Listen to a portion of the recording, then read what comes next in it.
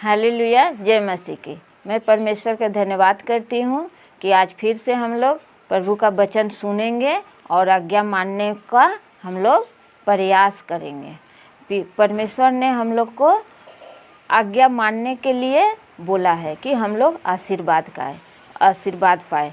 हम विश्वास करते हैं कि हम लोग सभी प्रभु में आगे बढ़ते हैं, आगे बढ़ते जाएंगे और परमेश्वर का आशीर्वाद में बने रहेंगे। जय मसीह की। परमेश्वर के आज आशीर्वाद और आज्ञा ना मानने की हम लोग देखेंगे। परमेश्वर के वचन आज्ञा मानने से हम लोग को आशीर्वाद होता है, आज्ञा उल्लंघन करने से हम लोग को जीवन में तकलीफ आएगी। इसीलिए आज हम लोग देखेंगे, योना को हम लोग चिनते हैं ना। योना परमेश्वर का आज्ञा का उल्लंघन किया और भारी विपत्ति में फंस गया। योना को परमेश्वर ने आज्ञा दी कि निनवे नगर में जाए और निनवे नगर के सब जितने आदमी हैं सबको बताए, क्योंकि परमेश्वर ने निनवे नगर के आदमियों पर क्रोध किए थे, क्योंकि वहाँ का लोग सब कुमार्ग में थे। इसलिए योना को बोले कि जाओ तुम निनवे में मेरा वचन प्रचार करो।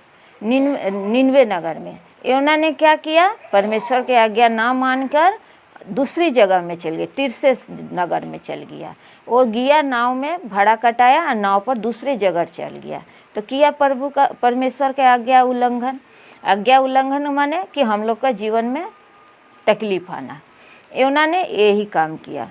योना ने क्या किया? परमेश्वर के आज्ञा ना मान करके अपनी मर्जी से भाड़ा कटाया और नाव पर चढ़ के और दूसरे जगह में जाने के लिए आगे बढ़ा। वो भाड़ा कटा के ही नाव पर चढ़ा था, फिर भी उसके जीवन में भारी विपदा आया। नाव पर भारी तूफान आ गया। उसमें और आदमी थे, सब घबरा गए। वो लोग पूछने लगे, वो लोग आके बोलने लगे, तुम यहाँ सो रहा है। सब अपने अपने देवता से विनती प्रार्थना करने लगे। वो योना को भी बोले, तू भी अपने देवता का प्रार्थना करके हमको ये विपत्ति से बचाए। योना को मालूम था कि वो परमेश्वर के आज्ञा उल्लंघन किया है, इसीलिए आंधी तूफान नाव पर चढ़ा। योना ने क्या किया? आदमी लोग से बोला कि हमने अपने ईश्वर का आज्ञा नहीं माना है, इसीलिए ये विपदा आया है। हमको उठा के समुद्र में फेंक दो। समुद्र में फेंक दिया वो लोग, आंधी शांत हो गई। उसके बाद समुद्र में महामच्छ था।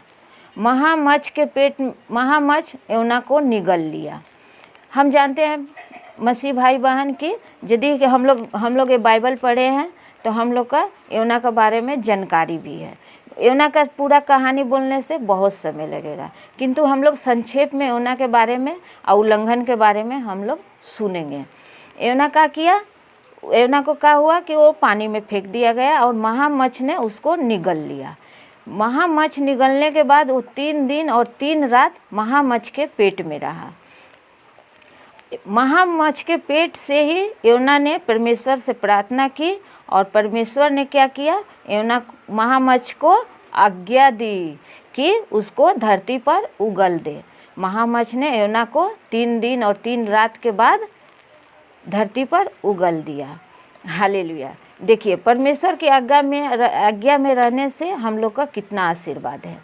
इसके बाद फिर धरती पर उगलने के बाद परमेश्वर ने योना को आज्ञा दिया कि तुम जाके निनवे को ये प्रचार करो कि उपवास प्रार्थना करे और मन फिराए। योना क्या किया? निनवे को गया। फिर वहाँ का राजा को प्रचार में सुनते ही, वहाँ का राजा प्रचार सुनते ही क्या गया? राज सिंहासन से उठा और राज वस्त्र उतारा और सबको आज्ञा दी कि सबको उपवास प्रार्थना करे। मनुष्य ही नहीं किंतु सब पशु पक्षी भी, गाय भैंस बैल, मैंने जितना बाइबल में बोला है, गाय बैल भैंस मनुष्य सबको उपवास प्रार्थना किया बैठकर। उपवास प्रार्थना के बाद परमेश्वर ने उनको क्षमा किया, क्योंकि उन्होंने मन फिराया। उसके बाद परमेश्वर ने उनको क्षमा किया। हालेलुया। उसके बाद योना को क्रोध आ गया कि परमेश्वर ने उनको क्षमा किया। योना को समझाने के लिए परमेश्वर ने क्या किया, परमेश्वर, योना रास्ता में जा रहा था, उसको बहुत धूप, कड़ी धूप लग रही थी। जैसे परमेश्वर ने हम लोग को बाइबल में बताया, बोल रहे हैं, योना को धूप लगी, इसलिए परमेश्वर ने एक तो रेड़ का पेड़ उगाया कि उसके छावा में उसको आराम मिला। बहुत ठंडी लगी हवा, आराम करने लगा। उस रेड़ का पेड़ को परमेश्वर ने एक दिन में उगाया और एक दिन में ही सुखा दिया। योना को बहुत आराम मिला रेड़ को पेड़ से, और फिर सुखा गया। फिर योना बोल रहा है कि मैंने एक ही हम इस पेड़ के छावा में हमको बहुत आराम मिल रहा था। परमेश्वर ने उसको ये समझाने के लिए ये रेड़ का पेड़ उगाया। तो वो परमेश्वर ने बोला कि तुम एक रेड़ के पेड़ के लिए जो एक ही दिन में उगा और एक ही दिन में सूख गया, तो तुमको इतना तकलीफ है। और हमारे जो निनवे नगर में जो कितने मनुष्य है जो हमारी रात दिन प्रार्थना उपासना करते हैं, उनको हम कैसे उनको हम नष्ट कर सकते हैं। हालेलुया। देखिए परमेश्वर ने हम लोग को कितना प्रेम करते हैं। परमेश्वर हम लोग को भूल को भी क्षमा कर देते हैं। परमेश्वर के वचन में हम लोग बने रहेंगे, परमेश्वर की आज्ञा में बने रहेंगे, तो हम लोग आशीर्वाद पाएंगे। इसीलिए हम लोग को परमेश्वर की आज्ञा में बने रहना चाहिए और परमेश्वर के वचन में ध्यान आगे आशीष पाना है। इसीलिए परमेश्वर के आशीर्वाद में हम लोग बने रहेंगे। परमेश्वर के वचन हम लोग सब समय ध्यान में रखेंगे और परमेश्वर के आज्ञा में बने रहेंगे। इसी के साथ प्रभु को धन्यवाद।